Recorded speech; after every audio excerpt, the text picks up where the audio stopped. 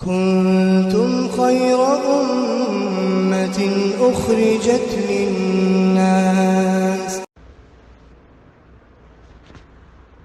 بسم اللہ الرحمن الرحیم نحمدہ و نصلی علی رسولہ الکریم. یہ آخری قصہ سنا دیتا ہوں اور اس کے بعد انشاءاللہ امید افزا باتیں کروں گا کچھ دن تک، اور پھر تقویٰ کے پلیٹ فارم پر دوبارہ آ جائیں گے ہم لوگ. پاناما میرا سفر ہوا تھا. وہاں پر ایک عرب سے ملاقات ہوئی. اس کے گھر ہم خصوصی ملاقات کے لیے گئے تھے. 60 سال کی عمر ہوگی اس کی. اس کی بیوی عیسائی تھی، اس کا بیٹا، اس کی بیٹی سب عیسائی تھے. اس کے بیٹے کی عمر 30 سال تھی. تو میں نے اس کو اسلام کے بارے میں کچھ سمجھانا چاہا، کچھ باتیں کی.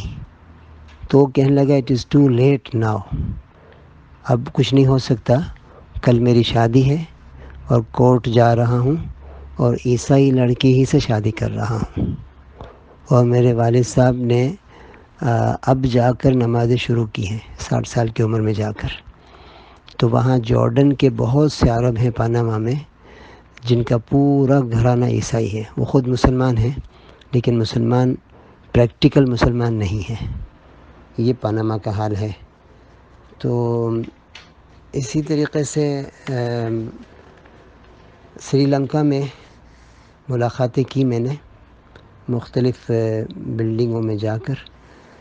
تو وہاں ایک اور محنت میں نے دیکھی عجیب سی، کہ جس طرح ہم ملاقاتیں کرتے ہیں گشت کی شکل میں، تو وہاں ایک لڑکی نظر آئی جس کے ہاتھ میں کچھ پیمفلٹس وغیرہ تھے. وہ عیسائی مشینری میں کام کرتی تھی، اور وہ بھی اسی طرح گھر گھر جا کر اپنے لٹریچرز وغیرہ تقسیم کر رہی تھی.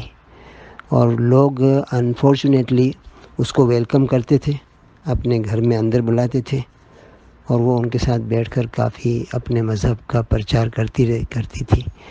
تو یہ دیکھ کر بھی بہت عجیب سا لگا مجھے. تو اب میرے دوستوں میں آپ لوگوں سے اتنا عرض کروں گا کہ ہم اپنے جمود کو توڑ دیں اور کمر باندھ کر اللہ کی مدد کے لیے تیار ہو جائیں. اللہ ضرور مدد فرماتے ہیں. اللہ کا وعدہ ہے ان تنصر اللہ ینصرکم. اگر تم اللہ کے دین کی مدد کرو گے تو اللہ تمہاری مدد کرے گا، اس بات میں کوئی شک نہیں ہے. اور دین کی مدد یہی دین کی خدمت ہے. مولانا سید احمد خان صاحب رحمۃ اللہ علیہ مدینہ منورہ کے بہت بڑے ہستی گزرے ہیں، اور جنت البقیع میں اللہ نے ان کو قرار نصیب دیا ہے. تو وہ یوں فرمایا کرتے تھے کہ ہمارے پاس 3 کام ہیں اور چوتھا کام اللہ کے پاس ہے. ہم نیت کریں، دعائیں مانگیں، اور اپنی سی کوشش کر لیں کہ حضور اکرم صلی اللہ علیہ وسلم کی امت کو اللہ ہدایت دے دے، اور باقی پھر اللہ تعالیٰ فیصلے فرمائیں گے انشاءاللہ. اللہ ہم سب کو عمل کی توفیق عطا فرمائے.